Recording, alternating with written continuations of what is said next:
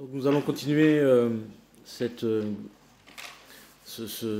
après-midi avec un grand intérêt, grâce à la venue, et on le reçoit avec beaucoup de plaisir, Monsieur Pierre Thibault, architecte.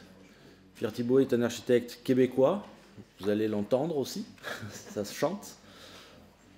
Il a fondé l'atelier Pierre Thibault il y a quelques années, et Monsieur Pierre Thibault, vous avez reçu quand même le Grand Prix de Rome pour le projet du théâtre de la Dame de Cœur, qui est quand même un titre honorifique exceptionnel.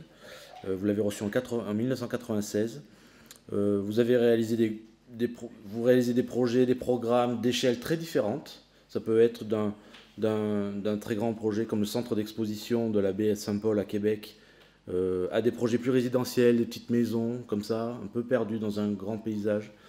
Mais il y a autant d'énergie à faire ces deux échelles-là. Dans les maisons, vous êtes souvent connu pour la maison noire, par exemple. Moi, personnellement, je préfère la maison de Le Lupin. Enfin, voilà, après, c'est une question de goût. Hein. Voilà, vous êtes aussi enseignant à l'Université de Laval, à Québec, où vous avez été vous-même diplômé. Comme quoi, parfois, on revient à l'endroit d'où l'on vient. Et avec ce chemin, on a fait quand même un grand parcours, même si on ne s'est pas très éloigné. Mais vous enseignez aussi également en Europe, aux États-Unis, un petit peu comme ça. Puis, ce qui prouve que par vos pratiques d'architecte, c'est-à-dire qui sont plutôt multiples aussi, comme Manuel, comme on voit aujourd'hui, tous les intervenants, vos pratiques d'architecte sont le prétexte d'explorer un peu et de construire des expériences de lieux de vie où l'architecture dialogue avec le paysage, son site, l'humain, dans des territoires qui soient très urbains, soit complètement perdus dans les grands paysages québécois, canadiens. Donc je me permets de vous laisser la place pour nous expliquer un peu tout ce monde. Merci beaucoup. Alors bonjour tout le monde. Alors merci Jacques, merci Elodie pour cette invitation. Je reviens à Montpellier toujours avec grand plaisir, surtout par des journées comme ça incroyables. Là. On a le goût d'y rester, une pause après des déplacements quand même un peu intenses. En plus, une journée, je remercie tout le monde. On fait un voyage incroyable dans la recherche, toutes les formes de recherche. On voit que l'architecte, je pense, ses qualités, son énergie est sous-utilisée dans nos sociétés. Hein. Je pense que c'est formidable tout ce qu'on a vu aujourd'hui. Alors bravo de réunir tous ces gens pour nous montrer cette incroyable diversité tout en étant dans la recherche.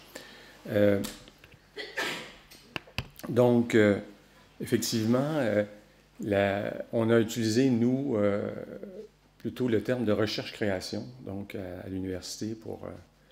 On est rattaché à l'université, donc c'est un peu le terme qui nous permet d'entrer, si on veut, la conception comme un processus qui peut être reconnu pour des études. Et j'ai toujours été, pour moi, c'est pour ça que le fait de travailler à différentes échelles, à chaque fois, pour moi, c'était vraiment une recherche. Et ça prend différentes formes, et même l'atelier, je vais vous présenter aujourd'hui simplement un seul projet de recherche qui est arrivé il y a 4 ans. Je serais venu ici, je leur ai parlé que j'allais faire cette recherche-là, puis j'en avais aucune idée. Alors donc, comme quoi, aujourd'hui, on appelle ça aussi, je dirais, comme un projet qui cherche. Hein? Quelque part, c'est le projet cherche. Et je pense que ça aussi, on est habitué dans cette démarche-là, et ça nous amène à aller plus loin. Alors, je fais une petite histoire. Donc, j'ai écrit un livre, justement, il y a 4 ans, qui s'appelle « Et si la beauté rendait heureux ». Alors donc, en fait, on pourrait y mettre un sous-titre « Et si un processus créatif intéressant nous permettait de créer des meilleurs milieux de vie », en fait. Et j'expliquais à différentes échelles le processus de création avec plusieurs projets. Donc, on allait dans 5 lieux. J'étais avec un ami journaliste. Et la dernière partie, on était allé passer quelques jours à Copenhague et, entre autres, on est allé visiter des écoles. Et il y a une journée, je suis allé visiter une école avec mon collègue, puis le soir, j'étais au restaurant, prendre un verre après une journée bien remplie. Mais je me suis dit, est-ce qu'on a rêvé? me semble que cette école-là, c'est l'école dont j'aurais rêvé enfant et où j'ai vu aujourd'hui tout le monde avec le sourire dans un état... J'avais presque l'impression que c'était comme une colonie de vacances. Il n'y avait pas de clôture autour de l'école. Donc, il y avait des escaliers. On pouvait aller en classe par l'extérieur, par l'intérieur. C'était à côté d'un canal. Il n'y avait absolument aucune clôture. Donc, c'était comme deux bras orientés au sud. J'ai dit, une école, ça peut être ça. Donc, c'est ce que je disais en conclusion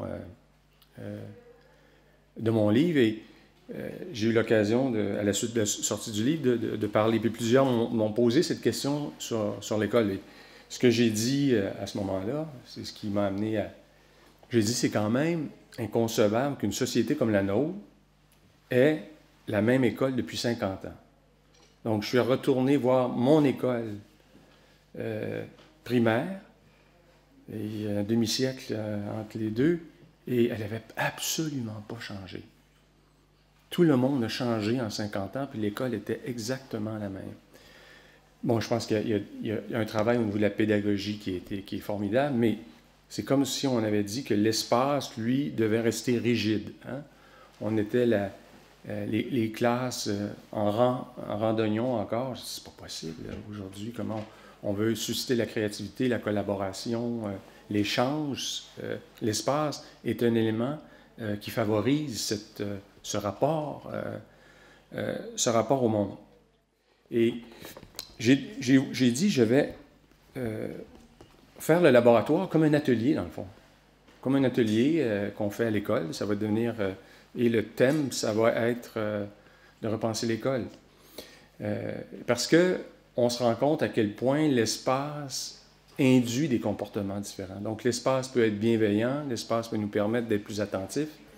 Et c'est ce que l'expérience de ma vie m'avait donné, même dans des simples maisons. J'ai conçu, puis je le racontais ce midi, justement, j'ai construit une maison il y a une quinzaine d'années pour des gens qui m'ont dit après quelques temps, mais notre vie a complètement changé. Depuis qu'on habite ce lieu, on n'est plus les mêmes personnes. Alors, ça avait été un peu long parce qu'ils n'avaient pas tout l'argent, donc ils avaient habité la maison pendant qu'elle était en construction. Donc, ils ont comme découvert tout le processus de conception. Et c'était des gens qui s'intéressaient à l'art contemporain. Ils ont commencé à mettre des œuvres dans ce lieu. Et ils se sont donc... Tout a changé, même d'ailleurs. Leur collection a changé parce qu'ils se sont dit, mais le processus est formidable. Avant, on regardait une œuvre comme le résultat final, mais maintenant, ce qui nous intéresse, c'est la démarche de l'artiste pour arriver à l'œuvre. Ils avaient trouvé à travers...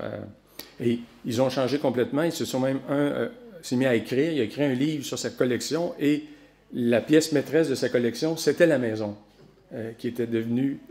dans laquelle était... Alors, j'ai terminé, il y a quelques mois, un deuxième projet sur ce site-là. Donc, ces gens-là ont créé...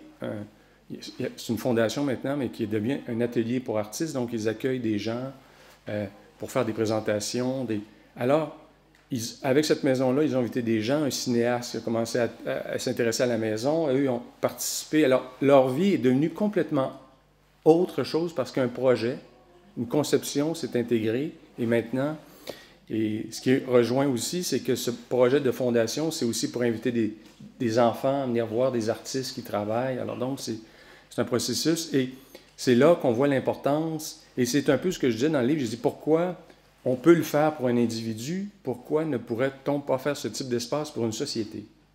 Pour que l'enfant, dans le fond, au lieu comme ces gens qui ont attendu peut-être à 50 ans pour, d'une certaine façon, s'épanouir davantage, est-ce qu'on ne pourrait pas offrir cet épanouissement?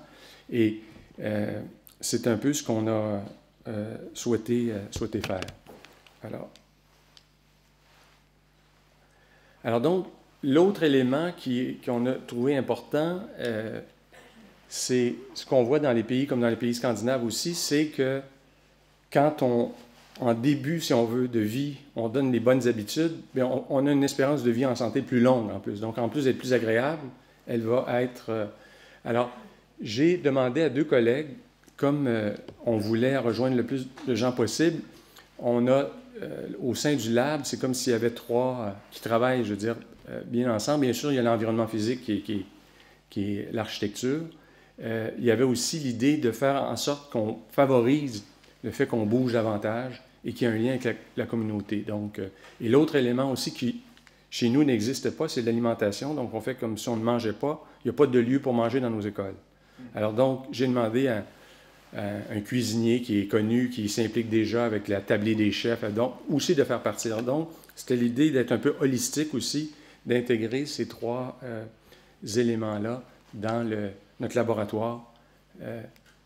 Alors, l'idée aussi, c'était de faire en sorte de démontrer l'importance de l'école dans la communauté.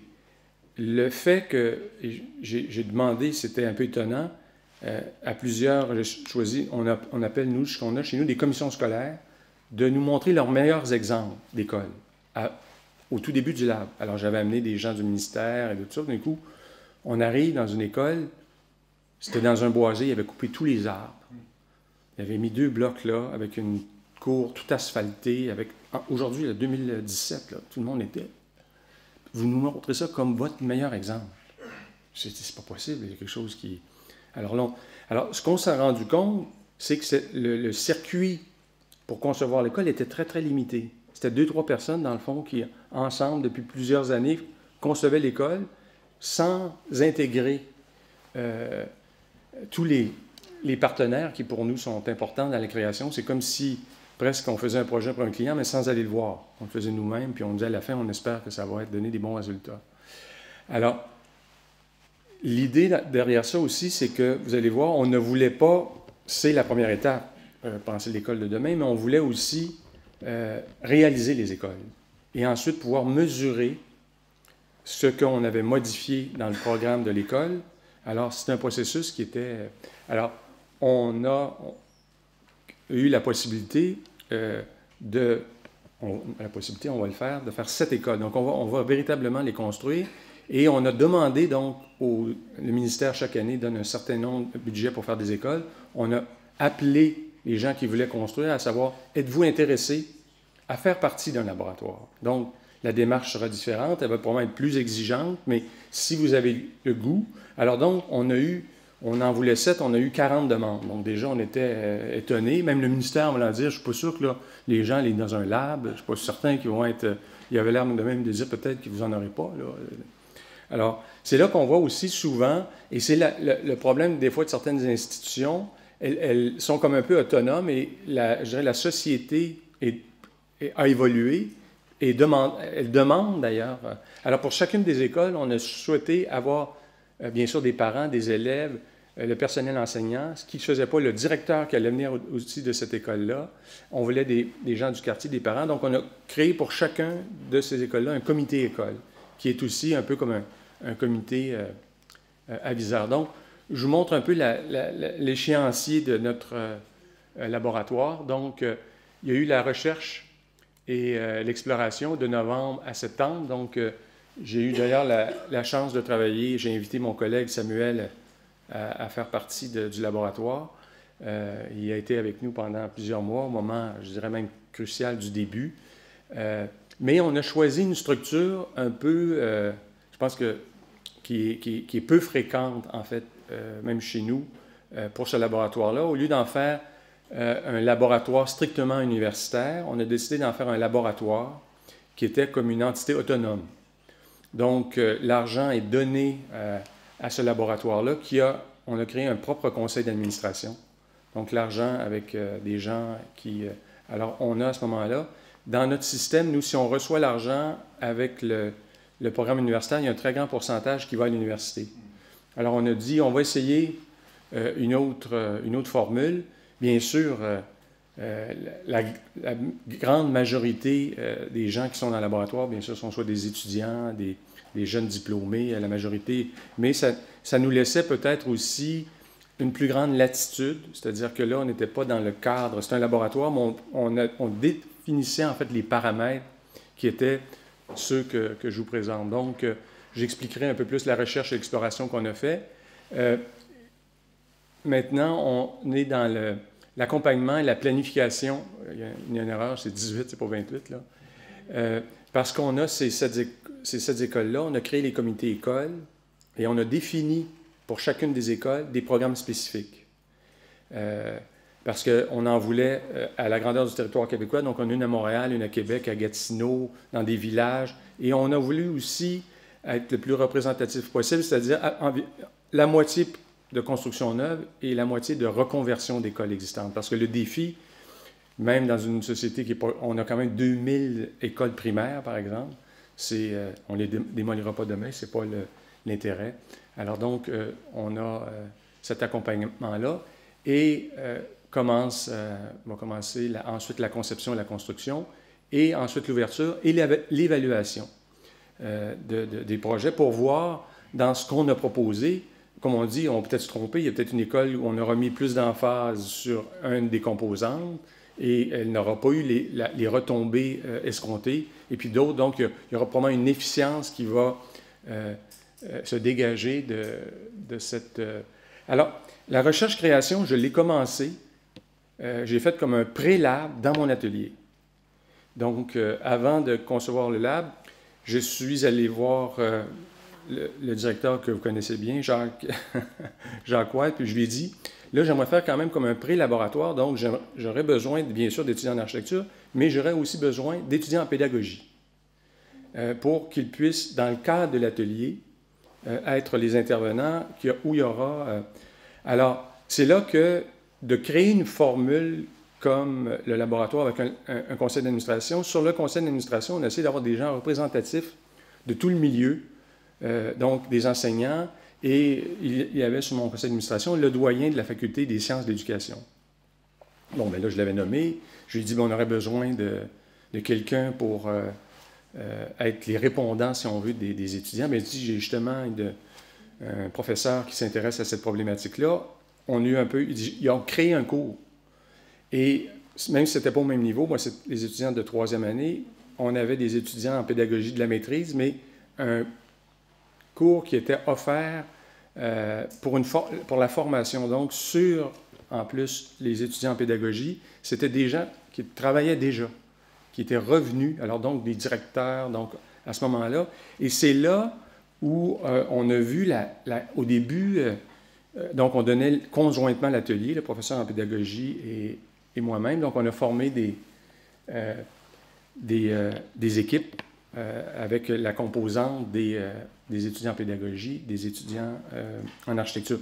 Et j'ai demandé aussi qu'au lieu d'avoir un simple atelier, normalement c'est autour de 15 étudiants, qu'on ait un double atelier pour avoir aussi une masse critique, là. Et il y avait déjà beaucoup de demandes au niveau de la pédagogie, donc à ce moment-là, pour avoir un corpus qui était assez intéressant. Alors bien sûr, comme dans tout, on est allé voir les meilleures pratiques, les meilleurs exemples. On a fait une recherche, le livre en présente quelques-unes. Donc l'école, la photo que vous voyez en bas, c'est l'école de Copenhague que je suis allé voir, là, avec tout le monde aurait dit, nous c'est impossible d'avoir des escaliers comme ça, les étudiants vont débouler, alors, ça faisait un amphithéâtre extérieur formidable.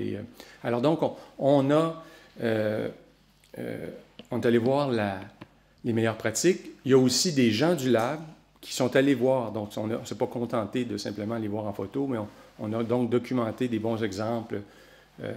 Et dans le cadre de mon propre atelier, les étudiants sont allés au Japon pour aller voir aussi des exemples japonais. Mais c'est incroyable de voir tout ce que 30 étudiants en architecture avec 30 étudiants en pédagogie ont fait en l'espace d'une session. Alors donc, c'est assez incroyable. Alors, j'ai, dès le départ, pris la trame, si on veut, qui allait servir à porter la recherche dans mon atelier pour voir si elle portait les résultats escomptés. C'est ce qu'on allait pouvoir faire. Alors donc, on a décidé de diviser l'école en fragments. Donc, au lieu de la voir entièrement, on a dit, bon, qu'est-ce que c'est la classe? Donc, les équipes travaillaient sur la classe, quels sont les espaces pour bouger, la cour de récréation, c'est un autre élément. Donc, on a découpé, on a voulu comme recréer d'une certaine façon un nouveau dictionnaire même peut-être une encyclopédie, parce que pour la classe, il n'y avait pas simplement une proposition, mais il y en avait plusieurs. Alors donc, on a subdivisé, en fait, si on le voit, on a décomposé ces fragments-là, donc espace de transition, l'environnement de la classe, l'environnement partagé, puis les espaces extérieurs. Donc, c'est... Alors donc, on a aussi pour ça la façon qu'on l'avait fait déjà dans l'atelier. On a gardé cette même méthodologie. On a travaillé en maquette. Donc, pour pouvoir bien comparer, de là la recherche-création. Donc, on créait à chaque fois à partir des meilleures pratiques. Donc, alors vous en avez plusieurs, ils sont illustrés. On montrait des façons de modifier. Alors, il y a eu bien sûr la visite, comme je disais tout à l'heure, d'écoles à l'étranger, mais on est allé voir aussi les écoles au Québec. Malheureusement, c'est ça, on n'a pas eu beaucoup de bons exemples parce que, même en parlant aux architectes, parce qu'on est allé voir les architectes, on disait qu'est-ce qui se passe, pourquoi vous n'avez pas pu? Puis il y en a que c'était la plupart, même des bons architectes, mais ils nous ont tous dit, on est menottés, là. On regarde notre programme d'une façon quantitative. Le bureau du directeur doit avoir 12 mètres carrés. Si tu as 11 mètres, non, tu recommences. Mais non, tu dis, ça fait de bon sens. Alors, tout était encore... alors, c'était pour eux, il n'y avait pas de marge pour réussir à... Alors, donc, dans les... alors là, on s'est concentré, nous, sur les écoles primaires. Alors, donc, on a organisé aussi des sessions de workshop où on a fait en sorte d'inviter pour l'étude de ces fragments-là toute la communauté dont on parlait tantôt, mais les élèves étaient là, les professeurs étaient là pour voir quels étaient... Et c'est ça qui est fascinant de voir.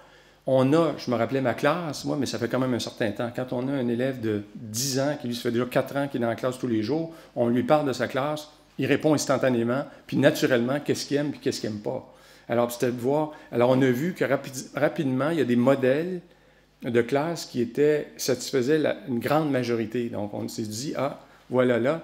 Et l'idée aussi de les faire coïncider, si on veut, avec les pédagogies innovantes qui sont actuellement, qu'on essaie d'initier, mais qui ne sont pas faciles à initier dans une classe où ni l'espace ni le mobilier nous prédisposent à avoir... alors, c'était très... Et on a filmé tout ça. On a donc aidé pour comprendre notre processus, fait des capsules qu'on a mises sur le web pour montrer aussi toute la démarche. Et alors, vous voyez, donc j'étais sur l'autre photo que mes deux autres collègues, un en cuisine et l'autre pour l'élément pour bouger avec les élèves. Donc, on est toujours... les gens, la journée était finie, puis c'est déjà. Alors, et tous ces gens-là, c'était comme l'architecture découvrait complètement un nouvel environnement. Alors, ce qui est important aussi, on a fait la recherche par rapport aux études qui existaient. Et c'est là qu'on voit que on était dans une logique quantitative où on se dit on a tant de mètres carrés et tant d'argent au mètre carré, et on ne déroge pas de cette règle-là, même si on sait qu'on n'offre pas l'espace optimal. On a, par exemple, l'étude Clever Classroom qui montre que dans les conditions optimales, bien, on réduit, par exemple, le décrochage scolaire d'une façon énorme. On a une problématique, par exemple, chez nous, beaucoup avec les garçons. Alors, dans des conditions optimum, où on peut bien bouger et où on a la lumière naturelle et tout, on réduit d'autres études demandent aussi les burn-out. Alors, donc, l'espace devient... les Danois parlent comme si on avait un professeur assistant, c'est-à-dire que tout le monde a... L'espace est là, est bienveillant et prédispose l'élève à être dans les bonnes conditions et le professeur aussi. Donc, c'est là qu'on voit, comme on le disait ce matin, c'est pas juste de faire un bâtiment à zéro énergie. Si il est zéro agréable, on a tout raté, là. Alors, je pense que c'est l'idée de maximiser la capacité attractive de l'école, et c'est ce qu'on a vu dans les bons exemples, que l'école, même souvent, n'est pas utilisée, ne s'arrête pas à 16 heures, où ça devient un hub communautaire où le soir, la fin de semaine, c'est tellement agréable que pour bien des enfants, c'est le lieu le plus agréable pour eux, où ils sont les bienvenus. Alors donc, on a regardé aussi toute la littérature, les études sur le fait de bouger. Donc, alors là aussi, c'est extrêmement éloquent. Les enfants qui bougent sont mieux concentrés, sont pas... Et moi, c'est ce qui m'a étonné en faisant la comparaison, en visitant, j'ai visité énormément d'écoles avec différents types de pédagogie, c'est comment encore on obligeait des enfants de, je ne sais pas, 7 ou 8 ans à être immobiles pendant 6 heures dans une journée. Vous imaginez, quand vous ouvrez la porte, c'est fini, c'est comme un élastique là, qui a été tendu, là, puis là, ils n'en peuvent plus. Là. Même aujourd'hui, pour nous, adultes, de dire vous allez être pendant 6 heures assis, c'est quasiment impossible. Là. Alors donc, on ne peut pas avoir une qualité. Tandis que quand on va dans une école avec la pédagogie différenciée, on voit les enfants sont sur des stations, il y en a qui sont en train de lire, il y en a qui font du jardinage, il y en a qui préparent la nourriture. Donc, les enfants sont dans toutes sortes de positions, il y en a qui sont assis à terre pour faire tout. Alors, il y a l'entraide qui est là, on a des espaces de collaboration, on est dans un autre univers complètement. Et je suis allé visiter cette école-là, je suis retourné encore au mois de février, je dis, peut-être que...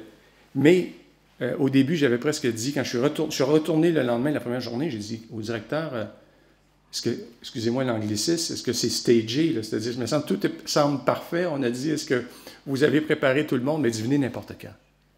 Il dit, en plus, l'école n'est même pas fermée. N'importe qui peut rentrer dans l'école.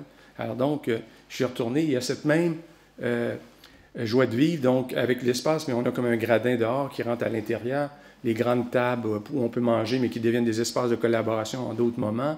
Alors, c'est fascinant de voir quels ont été... alors donc, la littérature a été aussi pour l'alimentation, c'est la même chose, selon le type de nourriture qu'on mange. Les enfants s'ils ont pris trop de sucre, sont surexcités, alors on leur montre, et c'est ça que j'avais trouvé aussi intéressant, c'est de voir des élèves de 10 ans qui sortaient de la cuisine, puis je leur demandais, mais vous faites quoi dans la cuisine? Bien, c'est ma semaine cuisine. C'est-à-dire, pendant cette semaine-là, ils sont dégagés pour faire la cuisine à tour de rôle. Donc, un enfant qui arrive à la fin du primaire, il est complètement autonome. Mais ils ont le jardin où ils ont cultivé, donc tout, ils ont appris que bouger, c'était bien pour eux, bien s'alimenter, c'était bien pour eux, et ce qu'on regarde dans ces sociétés-là, c'est que le budget de la santé puis le budget de l'éducation, c'est le même. Chez nous, c'est 2 fois plus à la santé qu'à l'éducation. Et ce qu'on fait à la santé, c'est du curatif qu'on fait en fin de vie. Au lieu de se dire, on va s'aider à bien partir, puis on aura à ce moment-là l'effet vertueux. Donc, quand on dit ça quand même aussi aux politiques, ils se disent, oh, quand même. On a, peut-être qu'on est un peu... et qu'on a ces études qui démontrent qu'ils veulent réduire le décrochage scolaire, ils veulent améliorer les conditions. Donc, on a des effets très positifs.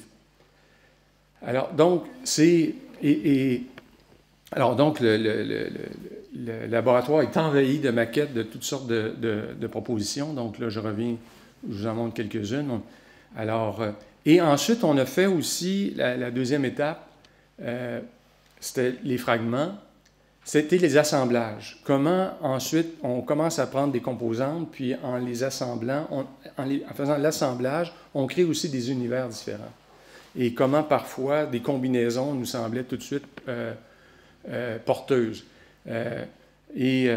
Alors donc, c'est assez fascinant de voir l'espace qu'on a appelé l'anticlasse, ou comment on favorise, par exemple, le noyau alimentaire. Donc, au centre, on a à ce moment-là la serre, la cuisine, le petit gradin. Donc, chaque niveau a la possibilité d'avoir ces espaces qui sont partagés et qui sont aussi reliés à un groupe d'âge, parce qu'on a tendance, chez nous, à faire des écoles trop grandes. Donc, au moins, si on les regroupe sur des noyaux comme ça, bien, ils ont leur entrée particulière et ils peuvent cohabiter de façon plus simple. Alors, on a aussi regardé toutes les typologies, bien sûr, qui existaient. Nous, on n'en a qu'une seule, le modèle en barre. Donc, depuis 50 ans, on fait le corridor avec des classes de chaque côté, sans se poser de questions. C'était celui en termes, semble-t-il, de mètres carrés. Alors, bon, bien, on a regardé d'autres modèles. Et c'est ce qu'on a fait aussi avec les écoles. Donc, on se retrouve avec les programmes qu'on a fait pour nos 7 écoles, à diversité de typologies, pour montrer est-ce qu'il y a des avantages aussi. Probablement à la campagne, le type pavillonnaire était plus indiqué. En ville, le cœur central superposé. Donc, à ce moment-là, on avait... Et c'est là qu'on voit qu'en accompagnant des gens qui n'étaient pas du tout sensibilisés à l'architecture, pouvaient avoir des réponses qui étaient très pertinentes à la nécessité de leur communauté.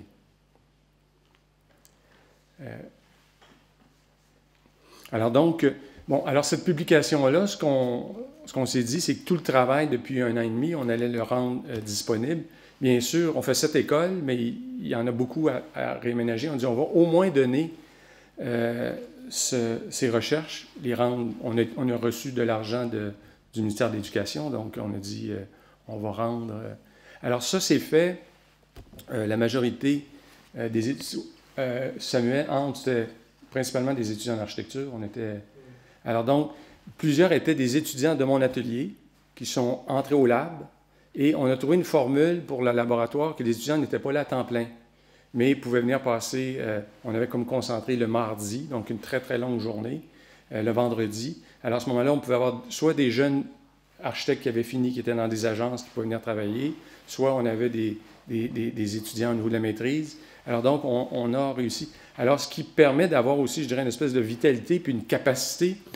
Si on avait voulu demander, je ne sais pas, une agence de faire autant de maquettes, avec le budget qu'on avait, on ne serait pas arrivé. Mais là, il y a eu une espèce d'énergie incroyable d'être déjà dans cette dynamique du laboratoire. Alors donc, on a fait je vous en présente quelques-uns, mais on a dit il y a 12 incontournables. On aurait pu en mettre quelques autres pour montrer qu'il y a des éléments qui n'étaient pas là actuellement dans nos écoles. On dit au moins celles que vous faites, essayez de penser à ces 12. Alors, on parle d'abord de l'échelle humaine de l'école. On a eu tendance, et je suis allé visiter une école primaire, 1500 enfants. Tu te dis, mais c'est pas possible. Imagine, tu arrives comme ça, c'est impensable. Là. Je veux dire, quelqu'un, est-ce qu'il est déjà allé dans une école pour... Alors donc, on disait, et on voulait qu'elle soit ouverte à l'extérieur, inclusive aussi pour la communauté. On disait, on va faire un lieu agréable. Bien, l'espace, on voulait plutôt l'idée d'une école dans un jardin, où le parc va être accessible à la communauté. Les autres incontournables, on voulait avec des ambiances intérieures de qualité. Alors, la matérialité, la fenestration, l'acoustique, on a vu l'acoustique est épouvantable dans les écoles. Les professeurs, il y a un professeur qui fait les cours de sport qui a intenté une poursuite au gouvernement parce qu'à la fin de sa vie, il était devenu sourd. Mais c'est simplement parce que le taux de décibels auquel il était exposé quotidiennement dans son gymnase, il n'y avait aucune surface absorbante. Alors donc, c'est quand même étonnant qu'on ait réussi à... Alors, l'autre, c'était pour nous des zones de vestiaire fonctionnelles et libérées de circulation. En fait, on est dans des contraintes climatiques assez grandes, donc on a la neige pour les enfants. Et là, ce qui arrive actuellement, c'est que les enfants arrivent tout sales, tout mouillés, puis apportent leurs vêtements jusque dans le corridor, entre la classe. Donc, c'est mouillé, le sol est plein de neige qui va fondre. Alors, le concierge passe son temps. Donc, alors, par exemple, on a dit, bien, nous, il faut laisser les bottes dès l'entrée et mettre les vestiaires. Et le corridor peut devenir une ruelle d'apprentissage où les classes vont s'ouvrir sur cette ruelle, vont devenir des lieux de collaboration. Donc, on change complètement là, la dynamique plutôt que d'avoir ces corridors qui sont constamment sales, sans lumière et qui sentent le mouillé. Ce n'est pas nécessairement toujours ce qui est le plus agréable. Alors, c'est ce que je disais, les aires de circulation habitées pour la collaboration. Alors, l'autre élément aussi, c'était des espaces d'apprentissage innovants, intérieur, extérieur, qui privilégient le mouvement. C'est drôle parce que quand je suis allé faire ma deuxième visite à l'école à Copenhague, j'arrive, puis il y avait un petit amphithéâtre, un peu comme qu'on voit, et tous les élèves étaient couchés. Ça avait l'air bien relax. Le professeur était assis, les élèves étaient couchés. J'ai dit, bon, je m'approche. Hey, qu'est-ce que font les élèves? Le professeur, ils sont en train de rêver. Ils rêvent souvent comme ça. Quelques fois par mois. Et j'ai dit, pourquoi vous faites ça? Il dit, c'est formidable. Il y a des jeunes qui, depuis le début de l'année, n'étaient pas capables de s'exprimer en groupe. Mais quand ça vient le temps de raconter leurs rêves, ils sont formidables. Alors donc, on avait, comme il disait, la façon, c'est plutôt d'intégrer une connaissance qu'on va présenter Mais on parlait de créativité tout à l'heure. Le rêve, c'est le monde de la création. Donc, il y en a qui n'étaient pas bons à restituer une matière devant les autres. Mais là, pour décrire leur monde intérieur, cette créativité-là, tout d'un coup... Alors, l'idée aussi du petit amphithéâtre, c'est qu'au lieu d'être dans la classe, le jeune est là, puis il y a tous ses collègues qui sont autour de lui. Puis là, tout d'un coup, un enfant qui pouvait plutôt passer pour le cancre, tout d'un coup devient, à l'inverse, celui qui captive l'attention de tous ses collègues. Alors, c'est ça qui est intéressant de voir que de changer l'enfant, de le mettre dans différentes conditions, elles finissent par, comme je disais tantôt, être bienveillantes ou permettre de révéler des qualités qui sont... Alors l'autre, c'était avoir des espaces polyvalents et flexibles à toutes les échelles. Ce qu'on voyait, c'est qu'à un moment donné, l'enfant a besoin d'aller lire. Bien, il peut aller lire dans une petite alcôve, dans un mobilier où il va voir dehors, où on a remis des matériaux absorbants, où il pourra aller... Alors, c'est ce qu'on voit, un enfant, il est exposé, mais partout dans la cafétéria, c'est des mouvements incessants, des bruits. C'est quand même difficile de passer, puis certains enfants ont des problématiques avec ça.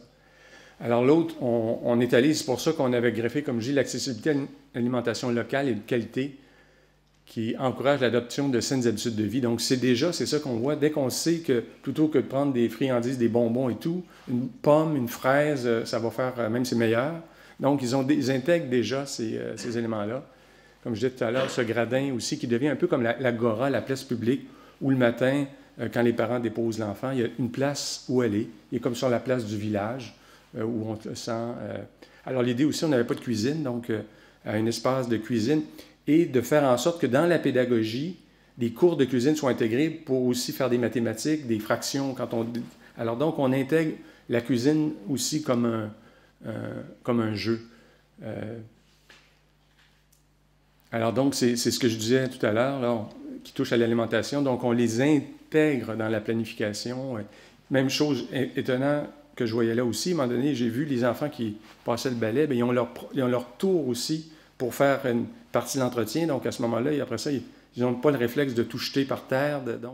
Puis là, comme je disais tantôt, investir dans les nouveaux espaces. Donc, on a 3 mètres carrés supplémentaires intérieurs, plus 1 mètre extérieur avec les élèves.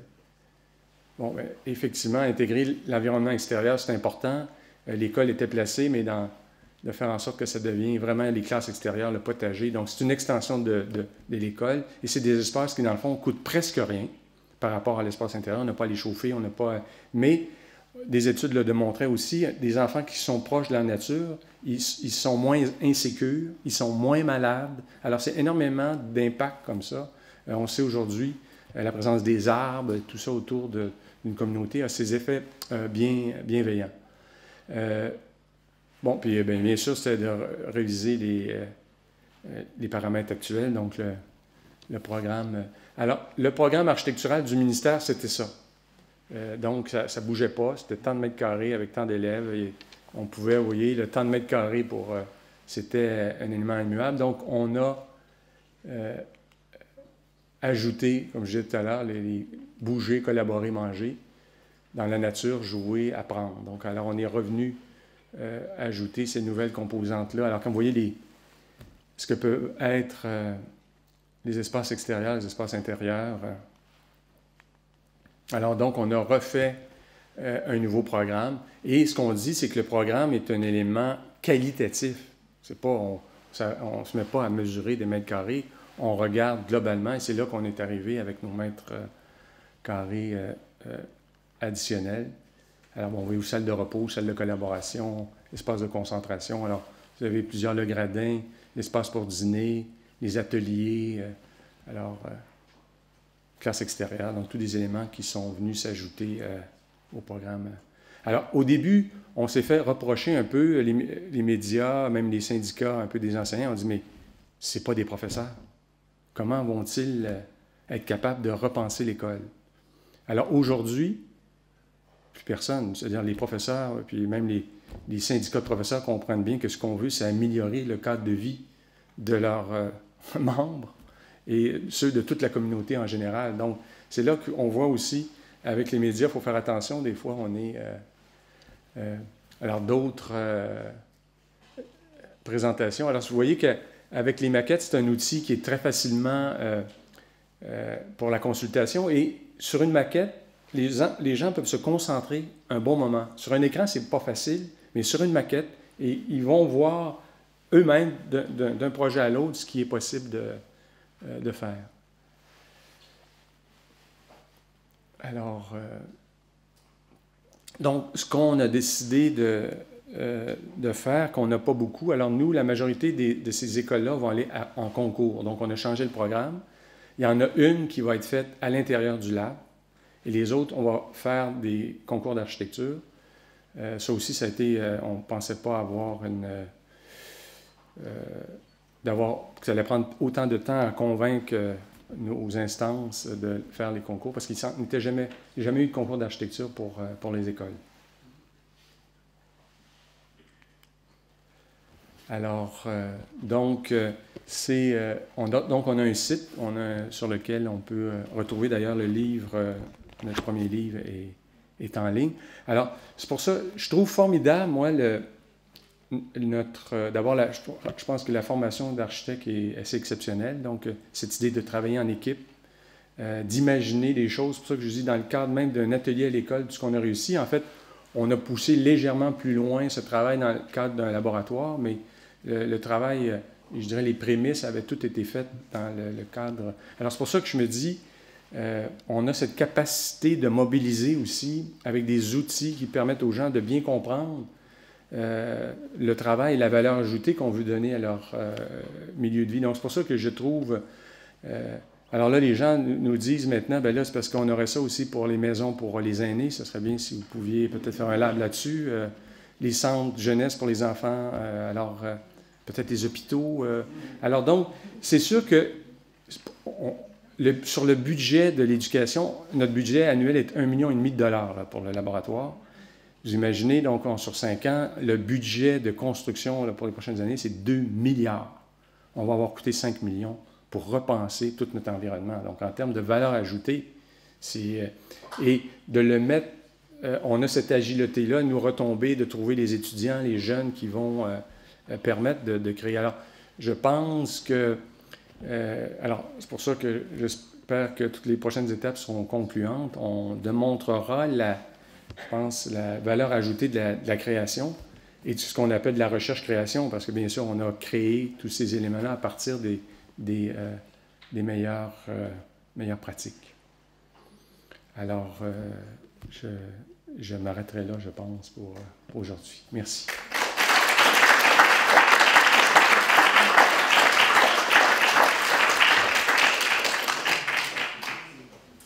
Merci beaucoup. Merci. C'est une belle leçon, architecturale certes, mais une leçon de vie aussi, qu'on apprécie toujours. En tout cas, penser l'école de demain, c'est aussi l'idée que la recherche-création peut fonctionner aussi là-dessus. Il y a la recherche, il y a la pratique, il y a le processus avant, entre ces deux choses.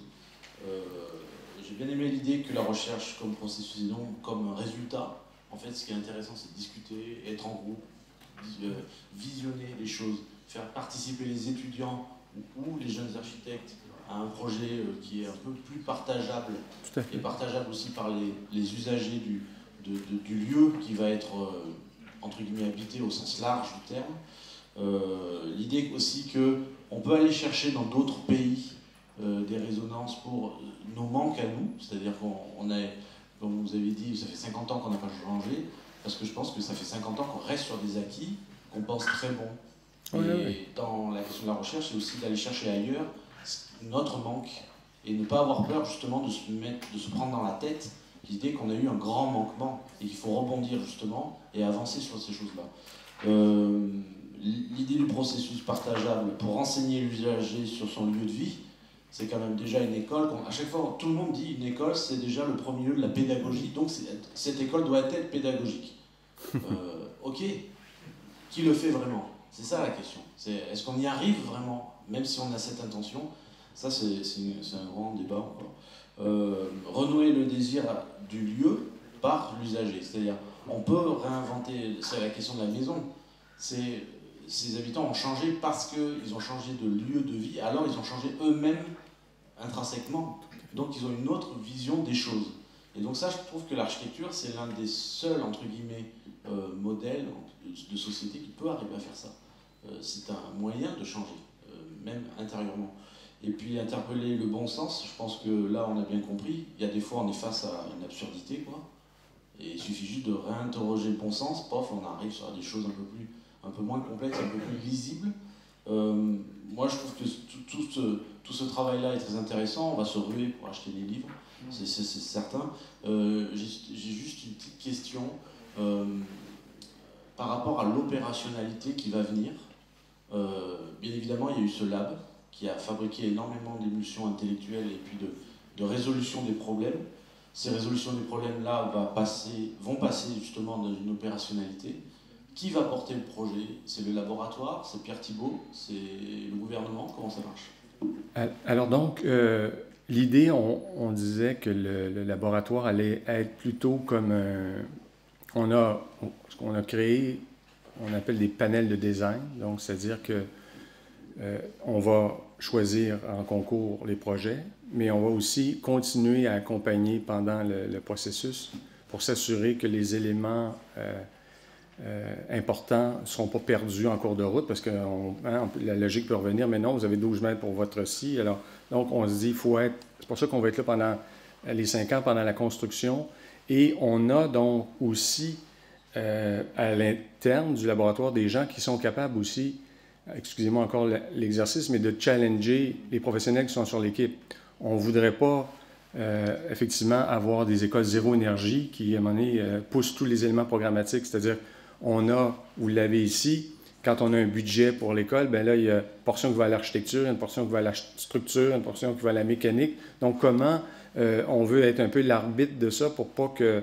il y en a qui ont eu plus d'argent pour faire des écoles, mais l'école a été... ils l'ont climatisée plutôt. Alors, là, je sais pas, là, c'est intéressant, mais s'il avait fait de la ventilation naturelle, ça aurait été plus efficient au niveau énergie. Donc, à ce moment-là, on veut rester...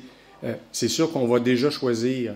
Et on a pris une formule de concours qui est très peu utilisée chez nous, c'est-à-dire qu'elle est en 2 étapes. La première étape, elle est anonyme et tous peuvent participer. Donc, on a dit, on ne veut pas prendre des agences qui ont déjà l'expérience pour repartir. Donc, on offre à tous la possibilité. Donc, on aura déjà, j'imagine, un grand nombre de propositions. Et la deuxième étape, on va ramener à 4 équipes qui, elles, seront rémunérées. Et à ce moment-là, on aura sur le membre du jury le directeur, donc on s'organise d'avoir une journée représentative et les prestations des concurrents vont se faire devant la communauté. Aussi pour qu'on puisse, il y a un côté pédagogique, qu'on puisse expliquer pourquoi on a choisi telle proposition pour la communauté, donc les gens pourront aussi. Alors il y a toute une dimension pédagogique avec la présentation de ces projets-là. Et l'autre, vous l'avez dit, je pense qu'à terme, si on offre des environnements de grande qualité, des espaces publics de qualité, l'enfant, dès son jeune âge, va être exposé à ça, bien, il va être un demandeur par la suite, c'est-à-dire qu'il aura vécu dans un espace attractif et qui lui aura permis de développer son plein potentiel. Donc, c'est sûr qu'actuellement, c'est presque le modèle carcéral, notre école. Une plaque en asphalte. On a même une clôture qui est comme celle des prisons, là. Alors, autour de l'école, tu dis même des fois, là, c'est assez haut, là, tu dis... Oh. Alors, et le corridor, donc, à ce moment-là, c'est sûr que tu es toujours... Tu te sens... C'est comme si l'espace te maltraitait déjà. Alors, même si ça prend un professeur d'une qualité incroyable pour compenser ce maltraitement, si je peux m'exprimer, qui est donné par l'espace. Et c'était, je me rappelle, je reviens quand ma mère m'a laissé à l'école primaire. J'étais le premier de ma famille, puis j'ai vu ça, mais je me dis, merde, qu'est-ce qu'on fait ici? Hein? Dans la clôture, on te laisse là, puis il n'y a rien, il y a de l'asphalte, puis il fait chaud, puis tu te dis, mon Dieu, tu pars d'un milieu un peu plus douillet, puis tu te dis, mais c'est ça l'espace public? Donc le message qu'on lance est très péjoratif. Je me dis, si c'est l'inverse, on arrive comme dans une belle colonie avec des gens qui ont plein d'espace pour développer sa motricité, tous ces éléments-là. Donc ça, je pense qu'aussi, ça a un effet bénéfique. On voit les sociétés qui ont initié ça, bien, les gens, même non-architectes, ont compris que ça avait un effet positif sur leur vie, quoi.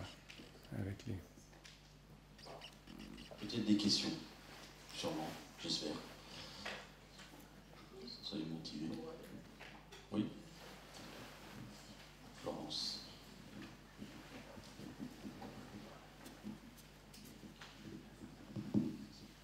Merci.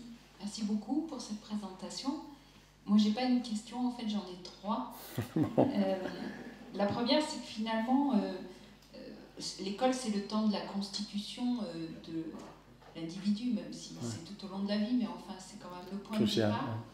Et finalement, est-ce que vous revendiquez, d'une part, et est-ce que vous l'avez dit à vos partenaires, que l'architecture participe à cette constitution de l'individu, finalement? C'est ma première question. Ben ça continue ce qu'on a discuté un peu ce midi. Effectivement, l'espace est comme un révélateur de ce que nous sommes. Donc, il y a les espaces trop chargés ne nous permettent pas parce qu'on est dans la... Mais l'espace, comme je dis, je l'appelle bienveillant, c'est comme s'il nous permettait aussi un regard à l'intérieur. Donc, je pense qu'à ce moment-là aussi, ça permet de se développer. C'est si l'enfant a un espace de tranquillité quand il a besoin de se concentrer, il y a une table quand il veut collaborer. Donc, c'est toutes les facettes. Parce que l'école, avant, ce qu'elle faisait, c'était elle favorisait les enfants qui avaient une rapidité à mémoriser, puis pas nécessairement à créer, mais à redonner ce qu'on leur avait donné. Donc, c'était le principe de l'éponge. On remplissait l'éponge, puis après ça, tandis qu'on sait que dans la vie, c'est pas ça, là. On a à travailler avec toutes nos compétences, et nos compétences ne se limitent pas à ça. Donc, effectivement, pour ça, mes collègues, je les ai amenés, bien sûr, dans certains des projets que j'ai faits, et c'est là qu'on voit que ça a un effet opérant, c'est-à-dire que les gens ressentent quelque chose d'un coup. Comment ça? Il y a un bien-être quasi instantané qui fait qu'on franchit le seuil. J'ai fait un monastère il y a quelques années et j'ai eu plusieurs personnes, puis je repensais à ça, qui me dit, mais là, c'est une communauté de moines qui bénéficie d'un espace aussi apaisant, qui favorise la contemplation et tout. Mais si on pouvait offrir un espace comme ça aux enfants, si on pouvait leur donner ce type de lieu, donc je crois que ce message a bien passé. Mais je dirais qu'en plus, par rapport à des adultes, c'est le moment où ils mesurent les limites de leur mouvement, ou l'exploration de leur littératie physique, ouais. De leur taille, etc. Et la dimension communautaire aussi entre eux. Ouais. Et donc c'est l'apprentissage de l'espace, mais c'est aussi l'apprentissage de tout ça, quoi. Et c'est ça qu'il y a plus vite, on comprend qu'on a des habiletés dans certains... Mais en plus, c'est valorisant aussi. Donc, c'est pour ça que je dis, on prend l'exemple, là, je vais aller en pédagogie, mais des Finlandais où tout le primaire, il n'y a aucune notation.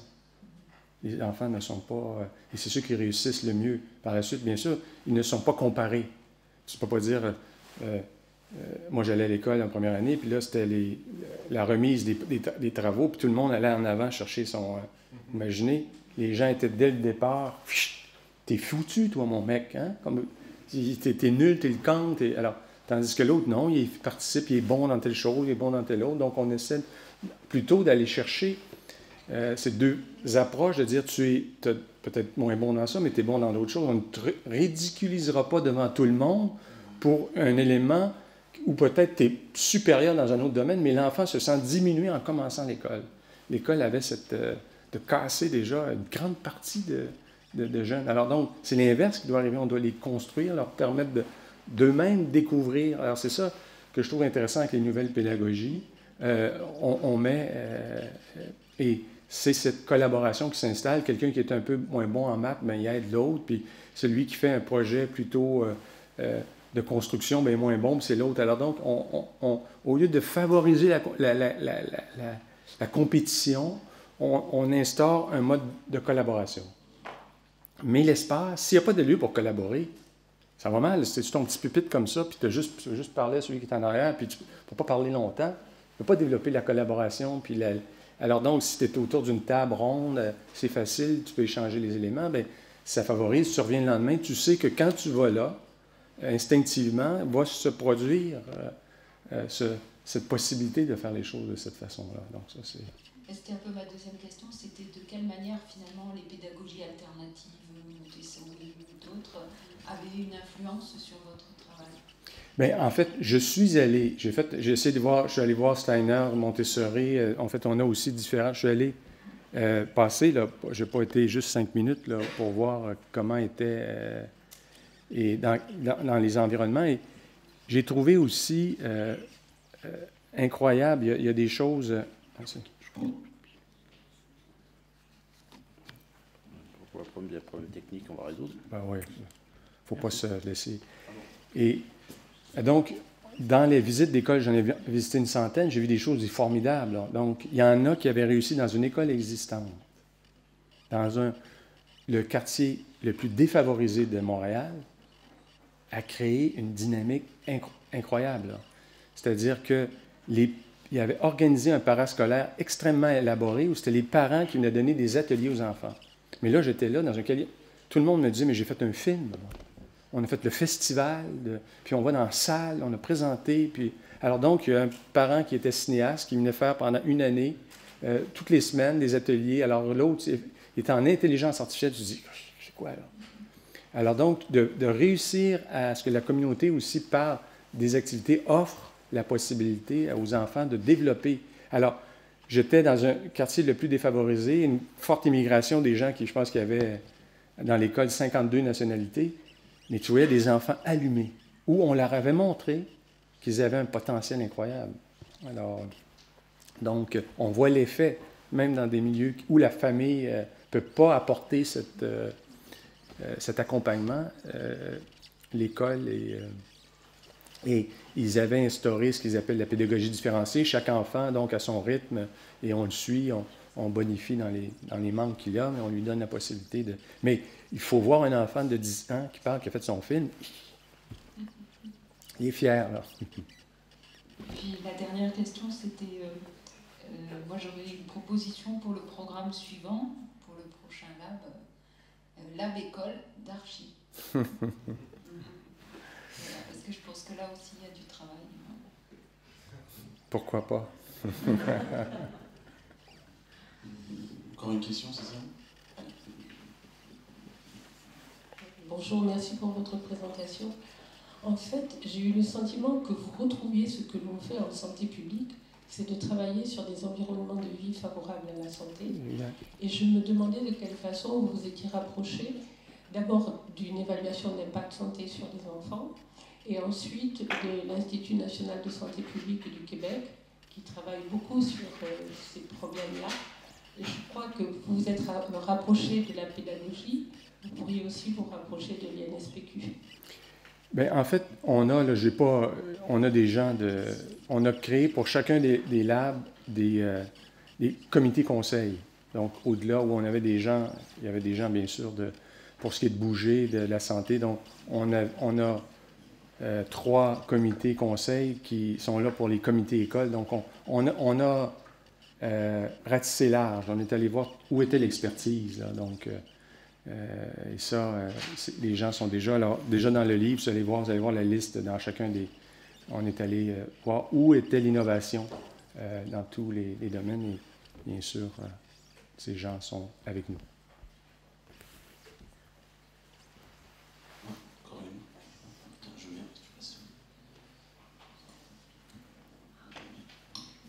Je voulais avant tout vous remercier, vous féliciter. Vraiment, vous nous avez présenté un travail qui est émouvant. Enfin, je veux dire, ça montre vraiment une possibilité de pratique de la recherche dans l'architecture qui peut servir à la société, qui peut vraiment contribuer à faire avancer la discipline et puis depuis une grande générosité.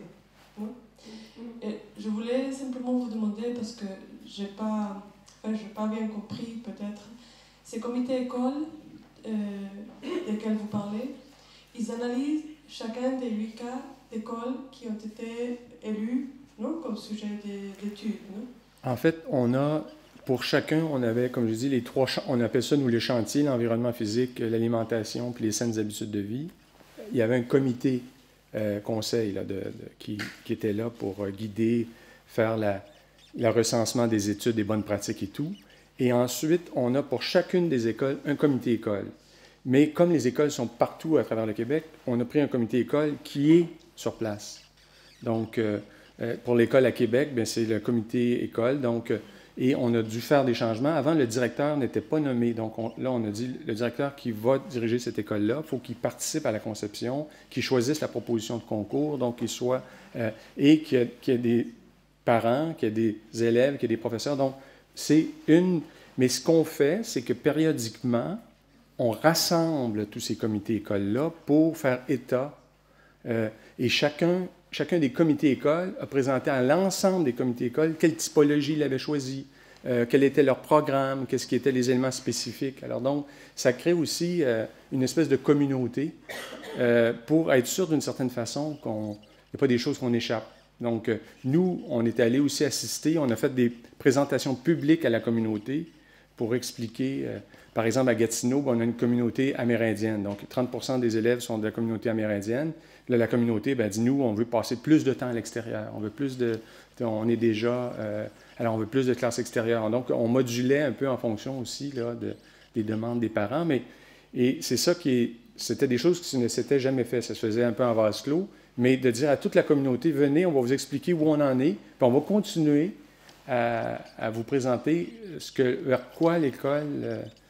se dirige. Alors, c'est là qu'on voit pour un investissement, imaginez ces 2 milliards, cette démarche-là va coûter en fait presque rien là, pour avoir permis l'implication de ces communautés-là pour bien définir le programme qui avait été inchangé. Donc, je pense que c'est un processus, il n'est pas parfait. J'imagine, on se rend compte des fois que dans des communautés, c'est plus facile que d'autres, mais je pense que sur l'ensemble, on va arriver à un résultat qui sera bien au-delà de ce qu'on a actuellement.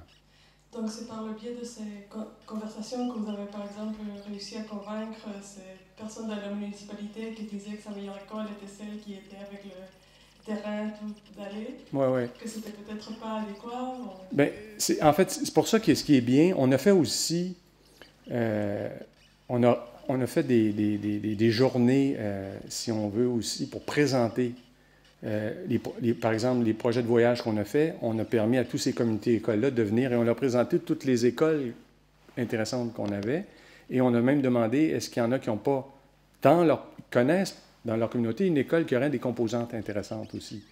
Parce que, je dirais, ce qu'on disait, de toute façon, presque toutes les composantes existaient, mais ils n'étaient jamais réunis dans une seule école. Des fois, il y avait eu, pour des parents qui s'étaient mobilisés pour en faire un potager, mais c'était des efforts communautaires individuels. C'était jamais regroupé. Donc, c'est pour ça qu'on a permis à tous ces comités-là, ils ont fait un cours, je dirais, accéléré, presque d'architecture. Là. On leur a mis à niveau des projets qu'on a vus. On a expliqué pourquoi ces projets-là étaient pour nous probants. Là. Et ils posaient des questions. Donc, et c'est là qu'on voit qu'il y a eu une grande évolution au niveau de la société par rapport à ça. Alors là, c'était les parents à dire, mais des fois, des parents étaient dans la salle, mais est-ce que mon enfant va pouvoir aller à cette école-là? Là? Parce que on avait un territoire, c'était un peu déjà balisé, puis là, il y avait déjà un engouement en disant, bien, on veut aller dans cette école-là. C'est des écoles publiques qui sont gratuites, elles auront rien de... il n'y aura pas de sélection là, par rapport à ces écoles. Merci beaucoup. Merci. Merci aussi pour votre présentation. Au niveau du budget, parce que vous disiez qu'il fallait 33% de plus d'espace pour les aménagements, etc. Est-ce que vous évaluez la différence de coût entre l'école traditionnelle et celle que vous proposez? Bien, c'est sûr que déjà, on a dit 33% plus grande, 33% plus cher. Donc là, déjà... 33% plus cher aussi, c'est alors, ça? Ben oui,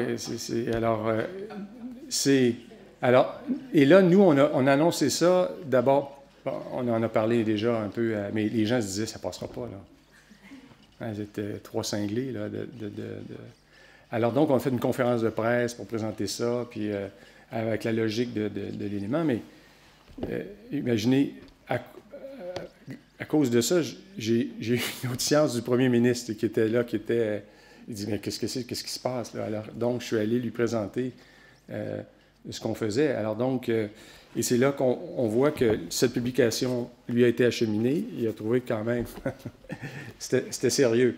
Alors, je pense que quand on fait une démarche qui est sérieuse, c'est difficile de dire, j'ai dit, je n'aurais pas à faire 33% dans toutes les écoles demain matin, là. Mais à un moment donné, il faut commencer. Il faut commencer, je veux dire, on va en faire. Et, alors donc, c'est accepté. Alors déjà, imaginez l'effort que ça aurait demandé pour quelqu'un qui aurait été de l'interne. Le fait qu'on soit de l'externe nous donnait aussi... ce qu'on s'est rendu compte, les médias étaient avec nous. Ils se sont dit, bien là, un projet comme ça, il n'y en a pas beaucoup. Donc, alors, c'est écrit, on est passé à la télévision partout, donc ça a eu comme un effet mobilisateur. Donc, alors, les politiques écoutent ça, des assemblées de cuisine, des gens qui ont parlé, donc à un moment donné, ils se disent, bien là... puis pour un politique de se faire dire que c'est des écoles qui sont... Alors, on se dit non, on est quand même une société riche, pourquoi